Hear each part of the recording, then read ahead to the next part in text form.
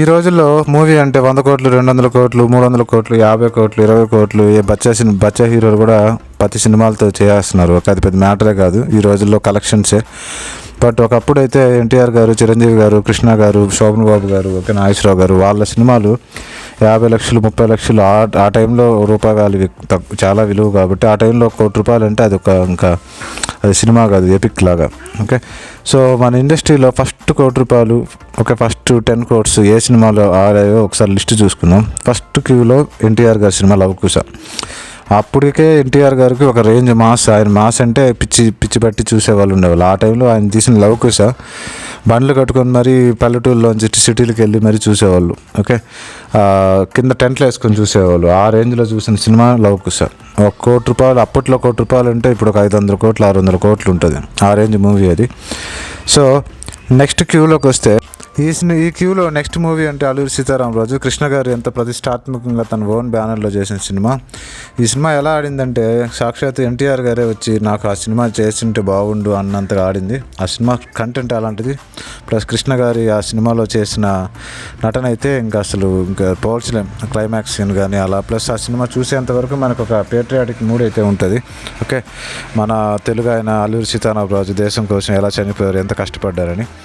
తర్వాత క్యూలో ₹3 కోట్ల సినిమా అడవి రాముడు. అసలు ఈ సినిమా గురించి చెప్పలేదు. Out and out mass content, mass movie.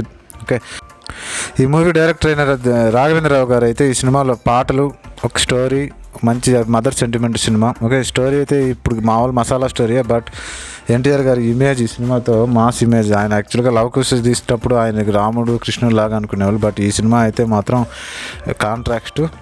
ఈ సినిమా అయితే ఇంక పిచ్చి పట్టిపోయింది, ఊపింది సినిమాని. సో ఆ 3 కోట్ల తర్వాత చాలా గ్యాప్ వచ్చింది. నెక్స్ట్ 4 కోట్ల సినిమా రావడం.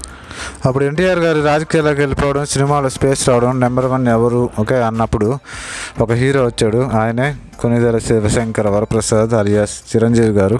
ఓకే, ఖైదీ 1986లో రిలీజ్ అయింది. Cinema industry hit. ఓకే, అప్పట్లో ఒక చిన్న హీరో, కొత్త హీరో 4 కోట్ల సినిమా అంటే అది మీరు ఊహించుకోవచ్చు. ప్లస్ ఖైదీ సినిమాకి ఇంక పేరు పెట్టలేం. చిరంజీవి గారిని ఒక నార్మల్ హీరో నుంచి మెగాస్టార్. అప్పట్లో ఆయన supreme star. Okay, dashing star, అన్ని స్టార్లను చేసిన సినిమా అది. ఓకే, సో అప్పటి నుంచి ఇంక చిరంజీవి గారికి ఇంక తిరిగే లేదు. ఆయన నెంబర్ 1, ఇప్పటికీ నెంబర్ 1. అప్పటి నుంచి ఇప్పటి వరకు ఖైదీ 4 కోట్లు. తర్వాత 5 కోట్ల సినిమా ఎముడికి మొగుడు నార్మల్ స్టోరీ. ఒక అప్పట్లో గ్రాఫిక్స్ లేవు కాబట్టి అప్పట్లో బాగానే తీశారు. ప్లస్ కామెడీ మూవీ, చిరంజీవి గారి songs, dance, cinema story. Okay, 5 కోట్లు. తర్వాత 6 కోట్లు జగదేక వీరుడు అతిలోక సుందరి. ఈ సినిమా గురించి ఎంత గంటలు చెప్పుకోవచ్చు. అప్పట్లో భారీ వర్షాల్లో కూడా సినిమాలు ఆపేసే పరిస్థితుల్లో కూడా సినిమాని రన్ చేసి, అప్పట్లో తుఫాను ఆంధ్ర మొత్తం కొట్టుకుపోయే ఆ రేంజ్లో ఉన్నా కానీ సినిమా 6 కోట్లు ఆడింది. ఇంక ఈ సినిమాలో శ్రీదేవి గారి గురించి అయితే చెప్పలేం. చిరంజీవి గారి కోసం ఎంతమంది చూసారో శ్రీదేవి గారి కోసం అంతకంటే డబుల్ మంది చూశారు. ఇంకా ఈ పరంపర ఎక్కడ ఆగలేదు. Next gang leader mass out and of. Chiranjeevi గారిని పక్కన అసలు ఇంకా ఆ సినిమా చిరంజీవి గారి కోసం ప్రాణాలు ఇచ్చేవాళ్ళు. సెంటిమెంట్ కానీ, అన్నల సెంటిమెంట్ కానీ, చిరంజీవి గారి ఫైట్స్ కానీ, డ్యాన్స్ కానీ, సాంగ్స్ కానీ, గ్యాంగ్ లీడర్ ఇంక పేరు పెట్టలేం. ఆ తర్వాత అదే సినిమా 8 crores కూడా. Gang leader first 7 crores cross చేసింది, 8 crores కూడా క్రాస్ చేసింది. తర్వాత ఇంకా చిరంజీవి గారు, బాలకృష్ణ గారు, వెంకటేష్ గారు, నాగార్జున గారు సెకండ్ ఒక హీరోల్లో వీళ్ళ నలుగురు వచ్చేసారు. ఆ తర్వాత చాలా రోజులు చిరంజీవి గారికి హిట్లు లేవు. అప్పుడు ఒక సినిమా అయితే రిలీజ్ అయింది. ఆ సినిమా ఏంటంటే చంటి. అసలు ఆ సినిమాని తమిళ్ రీమేక్, తమిళ్లో ఆయన